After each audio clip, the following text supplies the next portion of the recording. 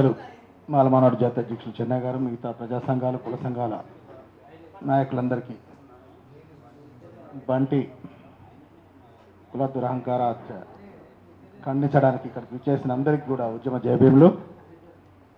ఇవాళ ఇప్పుడు అందరూ కూడా కులం ఎలాంటి వికృత రూపాలు దాల్చుకొని వివిధ సందర్భాల్లో వివిధ రకాలుగా హత్యలను, అత్యాచారాలను చేస్తుందో పెద్దలందరూ కూడా నాకంటే ముందు మాట్లాడిన వాళ్ళు చెప్పడం జరిగింది.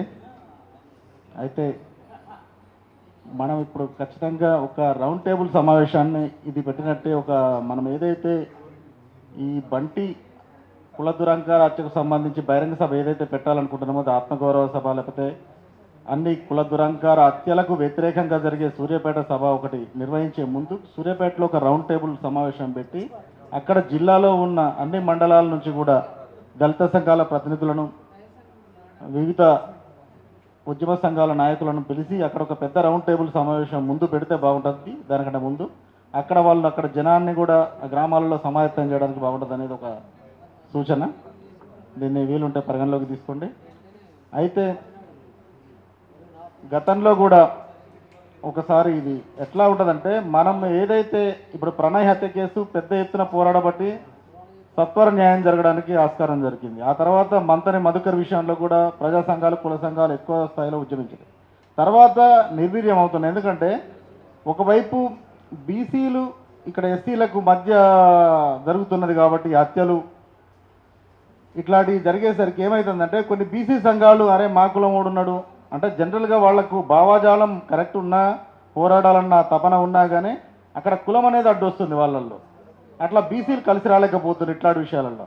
కేవలం దళిత సంఘాలు ఇవాళ ఉన్న సిచ్యువేషన్ ప్రస్తుత పరిస్థితుల్లో సోదరుడు చెప్తుండ్రు సాంబమూర్తి గారు ఏమో, ఈ ఎస్సీలలో కూడా స్ప్లిట్ అనేది వచ్చేసరికి ఇప్పుడు ఉన్న పరిస్థితులలో అది ఆ మూమెంట్ ఎక్కువ నడవబట్టి ఈ మూమెంట్ కూడా దీనికి కొంచెం ఉద్యమం అక్కడ చేయడం తగ్గిందనేది నా అభిప్రాయం. అయితే దీన్ని మనం అధిగమించడానికి ఏం చేయాలంటే ఖచ్చితంగా కూడా ఒక వేదిక అనేది ఇప్పుడు ఏర్పాటైంది. ఆ వేదిక ద్వారా మనం అన్ని సంఘాలను కూడా కలుపుకొని ఏ విషయం దానికి ఉన్నా కానీ బీసీ సంఘాలను కూడా అందరినీ పిలిచి ఒకసారి ఈ కుల హత్యలకు వ్యతిరేకంగా ఎవరైతే వస్తారో కలిసి వచ్చే సంఘాలను అందరినీ కలుపుకొని కూడా మనం ఒక రౌండ్ టేబుల్ సమావేశాన్ని మళ్ళీ కూడా ఏర్పాటు చేసి పెద్ద ఎత్తున దీని మీద మూమెంట్ తీసుకుంటే బాగుంటుంది.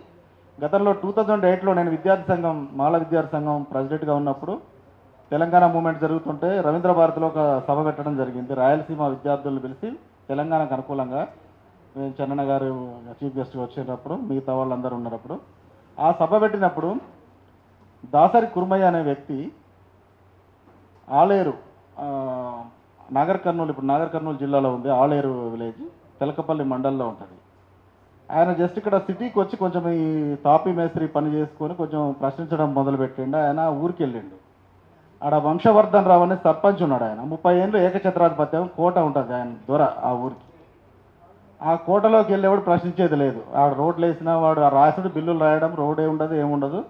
ఈయన కొంచెం ఇక్కడ వచ్చి కొంచెం ఈ పని చేసి కొంచెం ఊరికి పోయి అరే ఇక్కడ రోడ్ వేసినట్టున్నది పంచాయతీ ఆఫీస్లో అడిగితే మాకు రోడ్ లేదు ఏం లేదంటే నువ్వు పోయి సర్పంచ్ని అడుగుపోంటే ఇంటికి పోయి ఒక రోజు మనోడు సాయంత్రం టైంలో కొంచెం మంది వేసుకొని పోయి నువ్వేం చేస్తున్నావు అయ్యా సర్పంచ్, నువ్వు ఇక్కడ ఉన్నావు అది ఇదని కొంచెం ఈయన భాషలో ఈయన మాట్లాడిండు. ఆయన హత్య అయిపోయింది సర్పంచ్. ఒక చాకల అతన్ని, ఒక మాదిగ అతన్ని, ఆ వార్డు మెంబర్లు ఉంటారు వాళ్ళని పిలిచి అరే నన్ను వచ్చి ఇట్లా దిచ్చాడు, రేపు పొద్దున మీ కూడా బయటకు వస్తాయి, మీరే కాంట్రాక్టర్ ఈ రోడ్డుకు, బిల్లులు తీసుకుంది మన ముగ్గురమే అని అంటే వాళ్ళు ఈయన తీసుకుపోయినరు. మంచిగా మందాలను ఆ పొలంలో పనిచేసేవాడిని తీసుకుపోయినరు. కానీ అక్కడ తాపిచ్చేసారు, చంపి నైట్ తీసుకొచ్చి మళ్ళీ వీళ్ళ పొలంలో పడుకోబెట్టారు. ఎవరైతే ఈ కుర్మయ్య అనే అతను ఉండో ఆయన పొలంలో పడుకోబెట్టాడు. ఆ తెల్లవారుజామున వీళ్ళు ఎవరు చూడలేదు. ఇక ఈయన ఫోన్ చేస్తే స్విచ్ ఆఫ్ వస్తుందట. వాళ్ళ వైఫ్ ఫోన్ చేస్తే అరే రావట్లేడు ఏంది సరే అని వీళ్ళకి ఫోన్ చేసిందంట. ఎవరైతే తీసుకుపోయినారో వాళ్ళ పొలం నుంచే తీసుకుపోయినారు. వాళ్ళకి ఫోన్ చేస్తే వాళ్ళు ఏం చెప్పిందంటే మాకు అది వెళ్ళిపోయిండు, అక్కడ కోట ఆయన ఇంటి దగ్గర మందాయనం ఆయన వెళ్ళిపోయిండు, తర్వాత మేము వచ్చేస్తాం మా ఇంటికి, మాకు తెలియదని వాళ్ళు చెప్పారు. చెప్పినాక ఇక ఈ మాకు తెలియదు కదా పాపం, చిన్న చిన్న పిల్లలు, 3 ఆడపిల్లలు, ఇది ఒక అబ్బాయి 2 ఆడపిల్లలు. ఏం తెలియక ఆమె ఇంకా ఇంట్లోనే ఉన్నది. తెల్లారి పొద్దున వాకిలు ఉడుచుకుంటుంది. నైట్ తెల్లారుజామున కొన్ని చిరుకులు పడ్డాయి. ఉడుస్తుంటే అక్కడ ఆంజనేయ స్వామి మాలలు వేసుకున్నారు. అప్పుడు ఆ రోజు పూజ జరగలే. అంటే ఈ మర్డర్ విషయం వాళ్ళకి తెలుసు అక్కడ మాలలు వేసుకున్న వాళ్ళకి. అంటే ఒక ఊర్లో ఒక శవం ఉంటే అక్కడ పూజ చేయరట. ఆ రోజు వాళ్ళకి తెలిసింది. అది తెలిసి వాళ్ళు పూజ చేయట్లేదు. పూజ చేయకుండా పూజ ఆగిపోయింది. ఈమెకు డౌట్ రాలే, అది ఎందుకు వస్తుంది, నా కూడా అయితే చనిపోయిండు, ఇట్లా ఎందుకు జరగట్లేదని అనుకోలేదు. అనుకోకుంటే ఈ వర్షం పడ్డప్పుడు ఈయన బాడీ తడవలే వర్షానికి. వర్షానికి తడవలే, తెల్లారుజామున వర్షం పడ్డది. ఈయన నైటే అక్కడ పడుకుండానే వీళ్ళు క్రియేట్ చేసిండ్రు. ఈ వర్షం మొత్తం తడిసినాక పైన పడుకోబెట్టిపోయింది ఈయన బాడీ ఎక్కడ కూడా ఈ చినుకులకి ఏం తడవలేదు. అంటే తెల్లారుజామున తీసుకొచ్చి పడుకోబెట్టిన అనేది ఒకటైంది. వీళ్ళు తర్వాత తీసుకొచ్చారు, మళ్ళీ ఆయన్నే ఆ పెద్ద మనిషి ఉన్నాడు కదా సర్పంచ్, ఆయన దగ్గరికి వీళ్ళు వెళ్ళి బతిలాడిండ్రు. అయ్యా మా భర్త ఇట్లా చనిపోయిండు అంటే, ఏదో తాగి చనిపోయినట్టుండి అమ్మ పొలం కాడ పడుకొని ఏం కాదులే అని కథ పూడ్చిపెట్టారు. పోస్ట్ మార్టంకి పంపిస్తే అక్కడ లోకల్లో చేసేసారు, అయిపోయింది. ఆ తర్వాత చనిపోయాక 3 నెలలకు వాళ్ళ తమ్ముడు ఆ ఊర్లో ఉండలేక వాళ్ళ అన్నం చంపేసానని ఇక్కడ వచ్చి ఆటో తోలుకుంటాం. ఇక్కడ దుర్గానగర్, నాగోల్ దగ్గర అంబర్పేట దగ్గర దుర్గానగర్ ఏదో ఉంటుంది, అక్కడ ఉండేది. ఆయన ఆ మీటింగ్కి వచ్చిండు. అరే మన మీటింగే కదా అన్న, ఎవరినో తీసుకొని ఆడికి వచ్చిండట, అందులోకి వచ్చిండు. ఆ మీటింగ్ అయిపోయిన తర్వాత చెన్నన్నను చూసి మా దగ్గరికి వచ్చిండు. అన్న ఇట్లా మా అన్న ఇట్లా చనిపోయిండు అన్న, మాకు డౌట్ ఉంది ఇట్లా సంగతి అంటే 3 నెలలు అప్పటికి చనిపోయింది. నేను తర్వాత అన్న నేను ఇంతకుముందు SC ST commission X member Vidyasagar అని ఉంది, ఆయన అప్పుడు కూడా ఉస్మాన్ యూనివర్సిటీలో ఉండే టీఆర్ఎస్ మూవ్మెంట్ నడుపుతున్నాడు. మేమందరం కలిసి అక్కడికి వెళ్ళినాం. వెళ్ళి రీపోస్ట్ మార్క్ ఫస్ట్ ఒక లెటర్ పెట్టినాం డిఎస్పీ గారికి. పెట్టి దాన్ని వాళ్ళు ఇక అసలు ఒప్పుకోలే. అప్పుడు మల్లు రవి గారు ఎంపీ ఉన్నారు అప్పుడు కూడా. ఆయన వాళ్ళు అక్కడ డిఎస్పీ చెన్నయ్య గారు, ఆయన ఒక దళితే ఉండే. ఇట్లా వీళ్ళందరూ ఉన్నా కానీ అక్కడ న్యాయం జరగట్లేదు. చాలా పెద్ద ఎత్తున పోరాటం చేసిండు అన్న. తర్వాత రీపోస్ట్ మార్టర్ చేయించినాం. 4 నెలల తర్వాత రీపోస్ట్ మార్టర్ చేయించి అది మర్డర్ అని ప్రూవ్ చేయించి మళ్ళీ వాళ్ళకందరికి కూడా శిక్ష పడేటట్టు పోరాడినాం. అంటే ఒక కంటిన్యూగా పోరాటం అనేది మనం ఏది తీసుకున్నా దాంట్లో సక్సెస్ కాగలుగుతాం అనేది నేను చెప్తున్నా. అదే వంశవర్ధనరావుకి ఆ రోజు జైలు శిక్ష పడేటట్టు చేస్తాం. సో కాబట్టి మనం ఈ విషయంలో కూడా ఎక్కడ కూడా తగ్గకుండా మనం పోరాడాలనేది నా అభిప్రాయం.